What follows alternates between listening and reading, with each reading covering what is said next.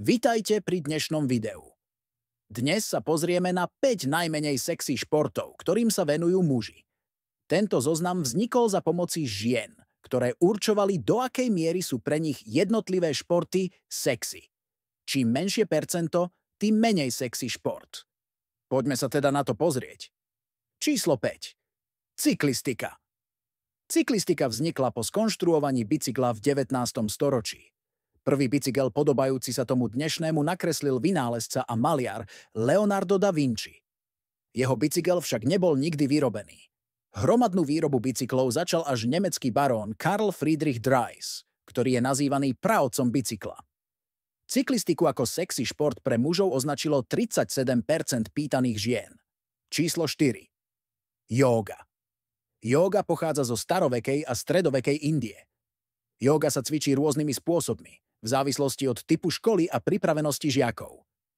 Cvičenia jógy v zásade majú celostný prístup, ktorý má dostať telo, ducha a dušu súčasne do súladu. Vek jógy je neistý.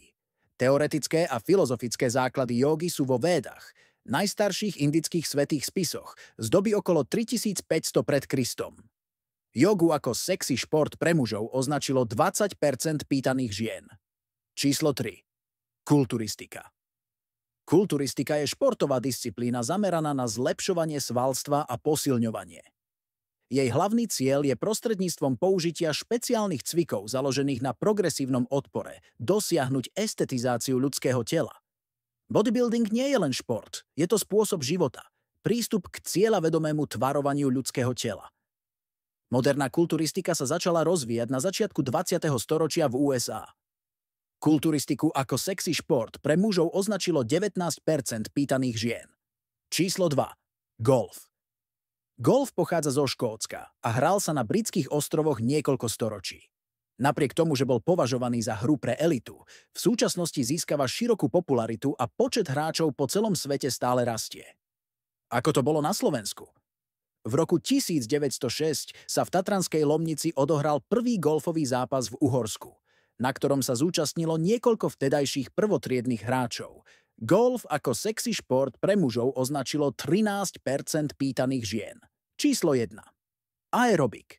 Aerobik je druh kondičného vytrvalostného dynamického cvičenia vykonávaného za sprievodu hudby. Vznikol v USA ako forma telocviku pre širokú verejnosť, čerpajúca z gymnastiky a tanca.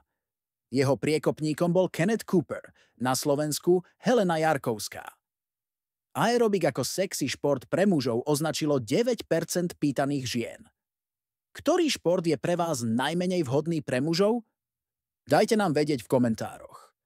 Ak sa vám video páčilo, nezabudnite dať odber a like.